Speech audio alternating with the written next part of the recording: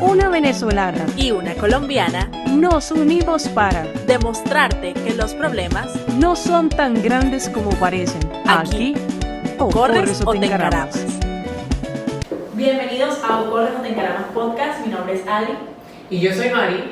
y hoy vamos a hablar de algo muy interesante porque en los últimos tiempos la migración siempre se ha dado en la humanidad, porque siempre está esa persona que aunque nace en un lugar se siente que pertenece a otro o que por situaciones distintas, ajenas a ella, tiene que moverse a buscar un mejor horizonte, a buscar un mejor porvenir o futuro para esa persona, para su familia, para su entorno.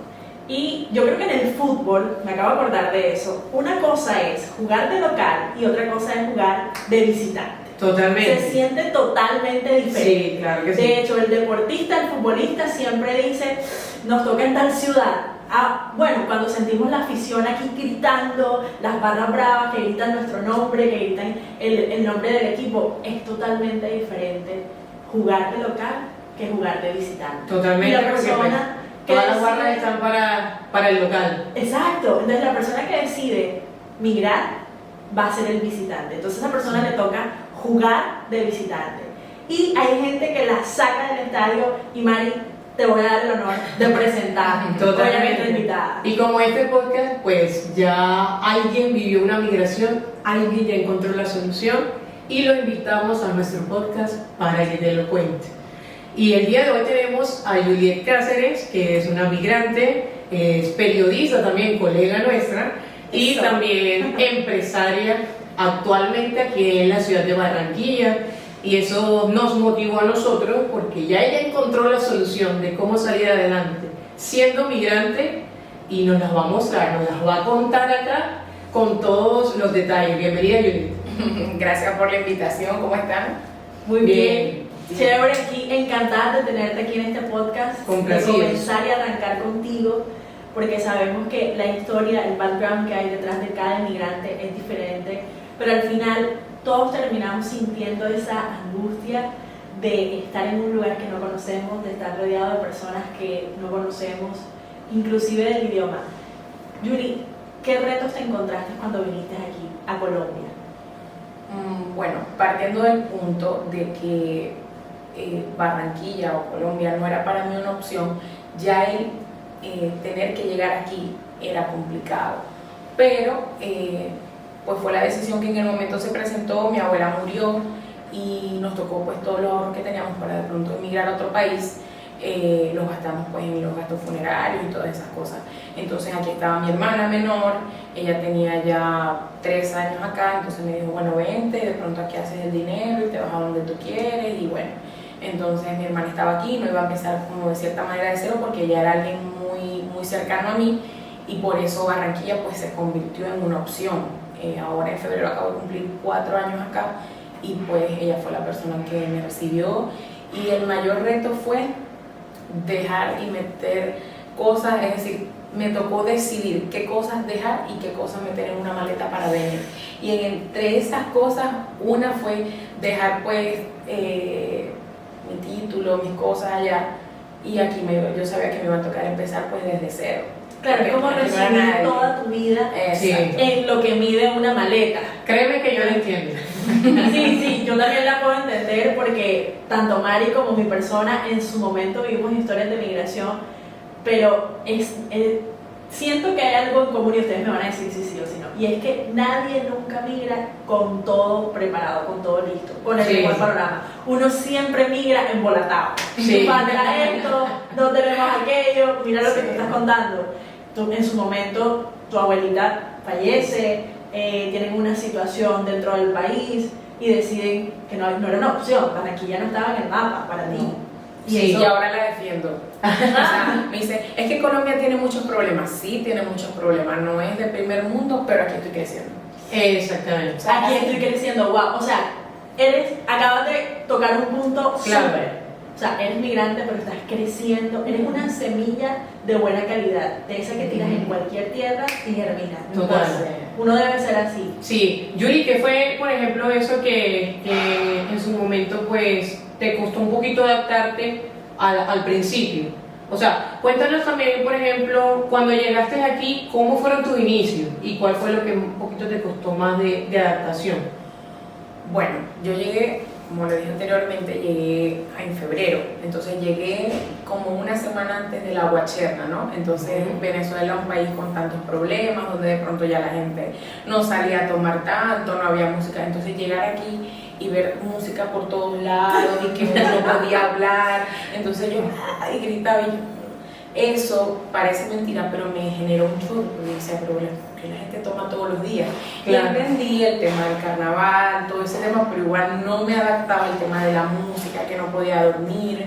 Mi hermana trabajaba en un local nocturno y un día que llegó a las 7 de la mañana y a las 9 ya estaba otra vez porque ya la gente estaba en la calle. Entonces, o sea, fue un choque, pero grandísimo. Es más, creo que lo estoy superando, ¿no? Porque estos días fui a un lugar carnavaleando y bueno, dije, bueno, vamos a ir tomando buena relación con los pick-up. ¿Ah? Sí, Son 4 años. todavía no tiro pases, pero ahí vamos. Entonces, bueno, y aquí empecé, comencé a vender dulces en un bulevar y vendía arroz con leche, vendía tortas, aprendí a hacer Napoleón, de las cosas buenas aprendí a hacer Napoleón y los vendía, los regaba los miércoles y recogía los sábados. Y bueno, así poco a poco fui, como decía, tenía como el capital como para no ser una carga para mi hermana, ¿no? Porque yo soy la mayor de 3 hermanos, mi hermana era la menor, entonces de uno ser independiente a depender de una persona, pues es complicado, ¿no? Y sobre todo porque siempre era yo la que le ayudaba a ella, entonces en ese momento era ella la que me ayudaba a mí.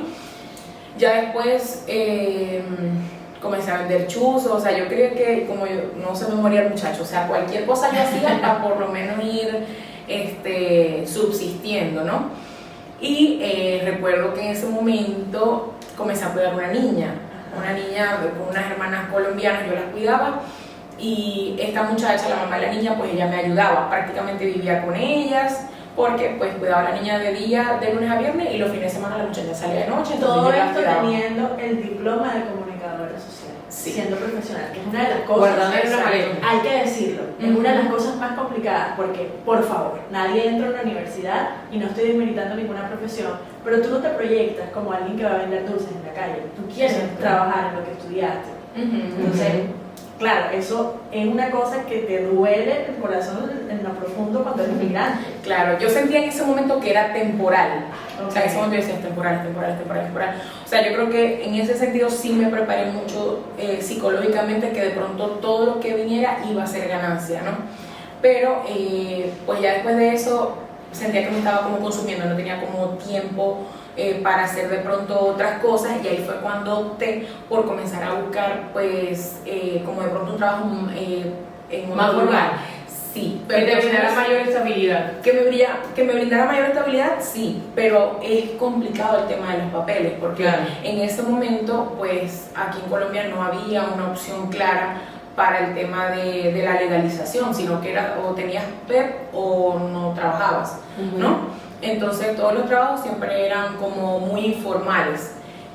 Recuerdo haber buscado una plataforma y llegué, yo creo que ese es no sé si es el peor trabajo, ¿no?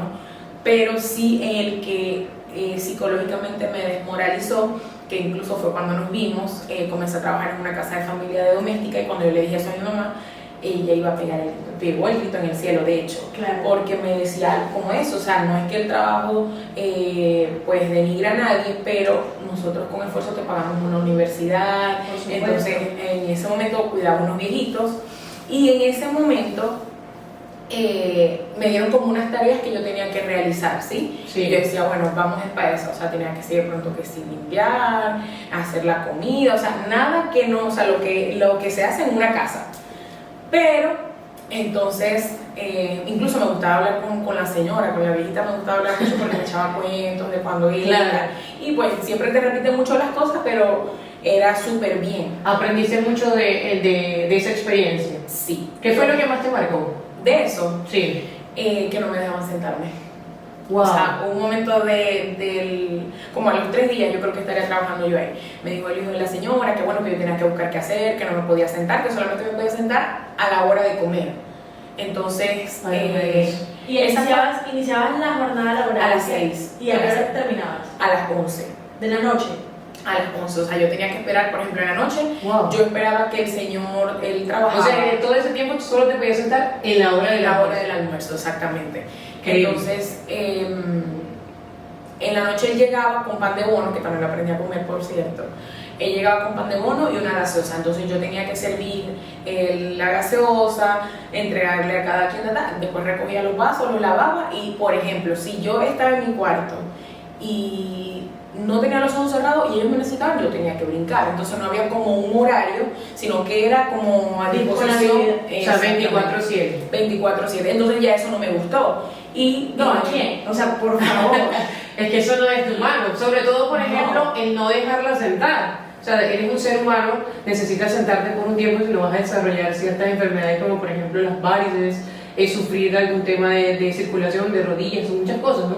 Entonces, esa parte me parece como un poco inhumana. Claro, y es una. Y la cuestión es que eso es una problemática que todas las personas que miramos nos toca vivir.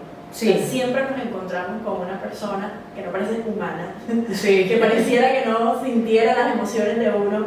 Entonces, es un cúmulo y tú me vas a decir si es así o no. Tienes un trabajo fatal, o sea, este trabajo te está desgastando 11 horas o 12 horas de pie, sí, más o menos, 12 horas de pie, todo el tiempo activa. Te estás adaptando a un nuevo país, estás aprendiendo inclusive nuevas palabras, nuevos dichos, nuevas formas de comunicar, tienes a tu familia lejos, te sientes incómoda, todo esto, ¿cómo podías mantener tu mente clara en el objetivo?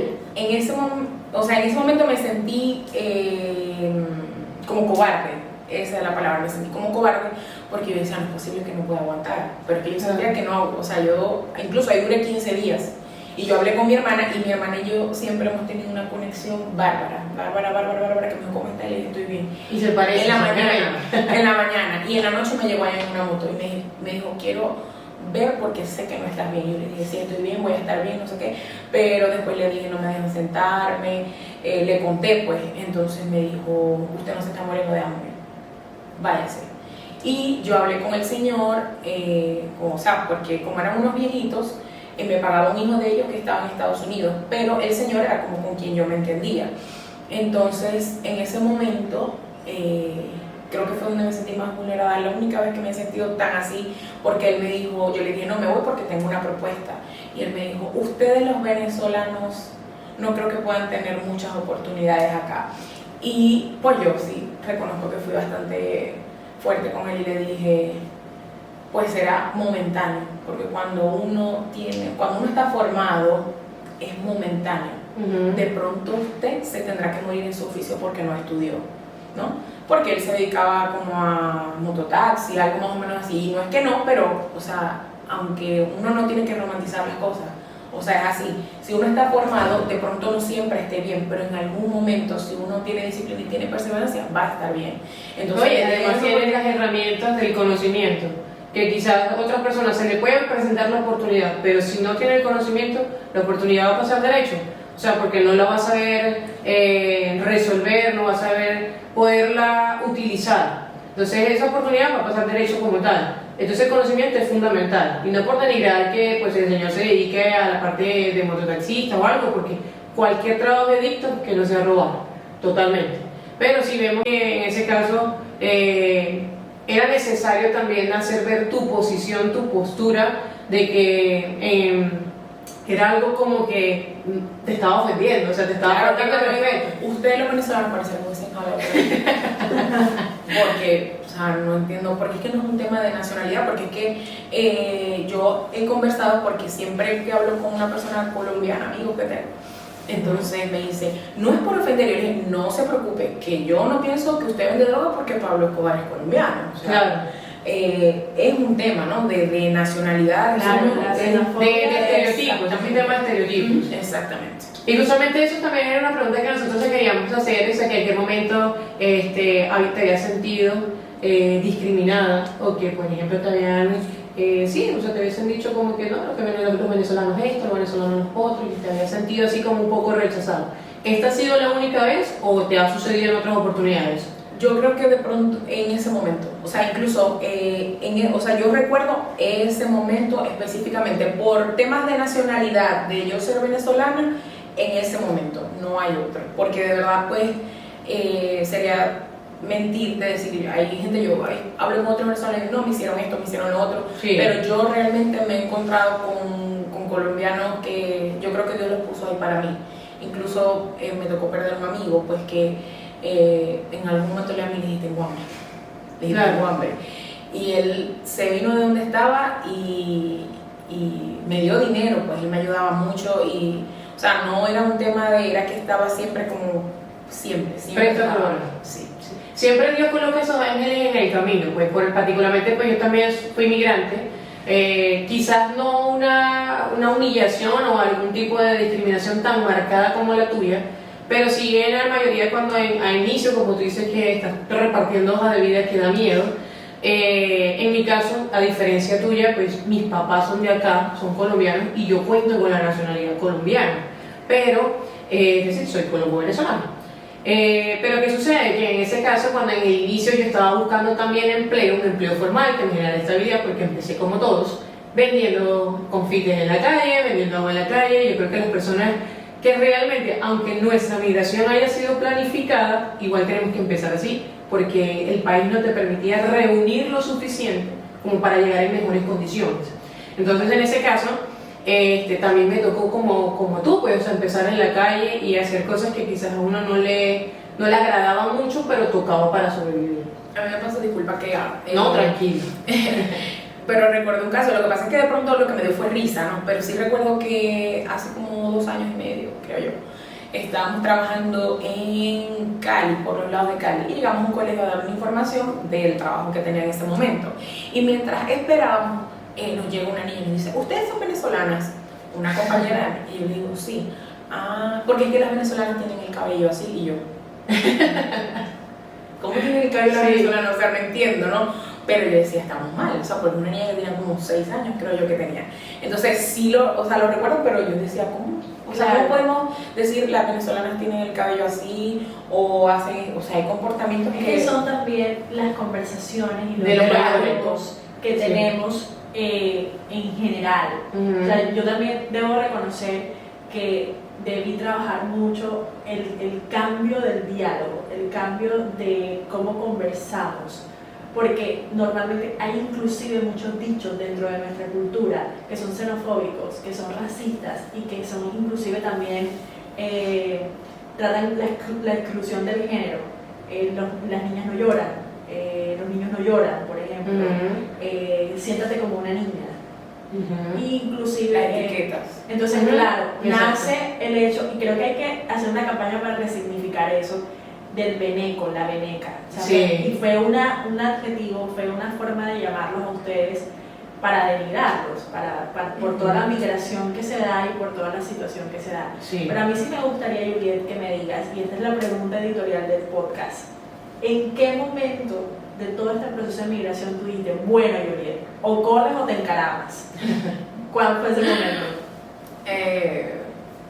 Fue duro, fue muy duro. Me dio COVID, estuve 15 días en cama, no grave, gracias a Dios, pero sí contagié a toda mi familia, gastamos mucho dinero, trabajé 2 meses y medio de seguido, sin descansar, y cuando llegué a la casa llegué contagiada con COVID, contagié a mi familia, como te digo, y me gasté todo el dinero que había ganado trabajando en medicinas. Y pues la empresa para la que trabajaba no me apoyó. Entonces en ese momento era un contrato por prestación de servicios. Y sí, yo Wow. entendí el término perfecto, pero creo que uno no puede dejar, o sea, uno primero es persona y después es cualquier otra cosa. Entonces en ese momento dije, me estoy desgastando en la calle, puerta a puerta, pues para que de pronto no se valore humanamente eso. Y hoy por hoy pues me alegra que en ese momento, cuando eso pasó, muchos compañeros despertaron y muchas cosas comenzaron a pasar. Muchas cosas comenzaron a pasar. Allí se puede decir que tocaste fondo. Duro. Porque me acuerdo que no tenía plata y me tocó como que volver con miedo, porque igual estaba el COVID, pero me tocó volver con miedo porque no tenía más nada que hacer, porque Claro. yo me había gastado toda la plata, no tenía nada. Entonces dije, bueno, reúno y con eso que reúna, algo voy a hacer. Pero ahí nació la Juliet, que es la empresaria que tenemos hoy sentada aquí. Sí. ¿Cómo nacen esas ópticas? ¿Cómo nacen esas ópticas? Bueno, ese fue el momento, en ese momento que... Pero algo muy curioso, y disculpa que te interrumpa, Juliet, es que ella necesitaba vivir ese proceso, porque Juliet trabajaba en ese mercado, mejor dicho, en ese nicho, y conoció cada paso, o sea, conoció cada paso de lo que se tenía que hacer. Entonces por eso algo Dios la puso allí para prepararla, para que el día de hoy ella pudiese montar su propio emprendimiento. Entonces ella, en ese momento que tocó fondo, Juliet lo que dijo fue, lo voy a hacer, pero no para otra persona, sino para mí. O sea, literal así fue. Entonces por eso ahí más o menos surge la idea, por eso en esa parte te atamos a Adi, porque sé que ella, o sea, tuvo que vivir todo ese proceso de angustia, porque como lo dijo ahorita, pues contagió a toda la familia, y sé que en esos momentos donde todos estábamos encerrados y alguien se podía contagiar, era nerviosismo, porque ¿en qué sentido? No teníamos garantizado si esa persona podía continuar con vida o no. Entonces, porque era mucho el desconocimiento que se estaba manejando en el momento, y fue uno de los picos más altos y donde no estoy mal, ¿cierto? Entonces... Yo creo que estábamos en Ciénaga Magdalena, y no sé, enterraban 3, 4 personas diarias, y de ahí salimos contagiados pues casi todos. Pues bueno, mis ópticas, mis hijas, nacen de eso, de pensar qué podíamos hacer, y es que pues de 4 años que tengo aquí, 3 y medio me he ganado la vida pues haciendo que las personas vean mejor. Entonces comenzamos, me acuerdo que estábamos sentados en un pueblo en Magdalena, por cierto, en Plato, y comenzamos a pensar, ¿no?, cómo lo podíamos hacer, cómo se hacía. Bueno, pero es que esto lo hacemos así. Llegamos a Barranquilla, empezamos a indagar sobre precios, y me acuerdo que no teníamos dinero. O sea, yo solamente recuerdo que no teníamos dinero, y entonces lo poquito que teníamos hicimos 3 uniformes, lo que en ese momento pues salimos, ofrecimos los productos, y con lo que íbamos recaudando íbamos comprando. Me acuerdo que compramos una malética de monturas, ¿no?, que mete 30 monturas, y a todos los pacientes le poníamos las mismas monturas. ¿Sí me explico? Y entonces íbamos anotando, bueno, este paciente pidió esta, y después venir a Barranquilla a buscar esas monturas, si estaban iguales, si no volver a llamar a los pacientes. Entonces era complicado, ¿no?, porque era de pronto crearle la necesidad al paciente, ay, no, mire, esta se le ve bonita. Claro, y que le sirviera, que le funcionara, porque realmente pues mis ópticas se dedican a hacer brigadas, ¿no? Una se dedica a hacer brigadas puerta a puerta en los pueblos, y la otra se dedica a hacer brigadas empresariales, ¿sí? Entonces vamos a los pueblos, viajamos, le ofrecemos los servicios a la gente, y pues los costos siempre son más accesibles para ellos, tienen métodos de pago y todo eso. Y pues en eso ya hablaba con la iglesia, yo necesito o sea, necesito que mi equipo esté apasionado, ¿no? Porque sí, ciertamente es un emprendimiento, es un negocio, hay dinero de por medio, pero también está la posibilidad de ayudar a la gente, ¿no? Entonces, una de mis empresas se llama Visión Digital, y tenemos un programa que se llama Visión Digital Contigo. Conseguimos de pronto personas en esos pueblos que tienen la necesidad de un lente, personas mayores, adultas, pues que de pronto viven solas y necesitan sus gafas, y no cuentan con los recursos. no cuentan con los recursos. Entonces nosotros pues le proveemos de pronto un lente, no de pronto con lujoso, con filtros para el sol y todo, pero sí que le posibilita por lo menos a la persona ver la letra pequeña, claro, ¿no? Y cuando tú ves a una persona que de pronto te llora, que no tiene dinero, es complicado, porque es que uno primero es persona y después es todo lo demás. Por eso esa parte, pues, te digo, me encanta, porque te digo que Dios te permitió estar primero del lado como brindando la información de las brigadas, conociendo esas necesidades, y quizás como que la otra empresa que en su momento te contrató ignoraba o no tenía como esa iniciativa que tú tuviste, y para eso necesitabas vivirlo, para poder decir, bueno, aparte está esta necesidad y yo por estas personas voy a hacer algo. O sea, no lo vas a ignorar, sino que lo empezaste a tomar en cuenta, y pese que quizás no tengas los super recursos para hacerlo, con lo que tú tienes los estás ayudando. Y te aseguro que más de una de esas personas estará agradecida y te va a brindar referidos o personas que te digan, mira, yo también quiero hacer los lentes. Quizás no estén en las mismas condiciones esa persona Claro. y te va a brindar ese apoyo. Y va a ser una de las cosas que las personas en ventas tienen que manejar todo el tema, es la fidelización con el cliente. O sea, y el ser humano, el conectar con esa persona. Que no es como, por ejemplo, un paciente o un cliente y ya, sino que se vuelve un amigo por el resto de la vida. Es que cuando uno pasa en 3 meses y dice, ustedes son, yo los estaba esperando. Entonces ya uno dice, bueno, por lo menos valió la pena. Y ojo, no tiene que ver nada porque, por ejemplo, con la empresa para la que trabajo, pues siento mucha gratitud, ¿no? Porque ahí me formaron. O sea, me formaron para hacer lo que hago hoy en día. Realmente yo creo que el 70% de mis conocimientos actualmente vienen de esa formación de ahí, sino que pues uno cumple como ciclos. Claro, Ya sí, total. ese ciclo estaba terminado. Yo dije hasta aquí y fue hasta ahí.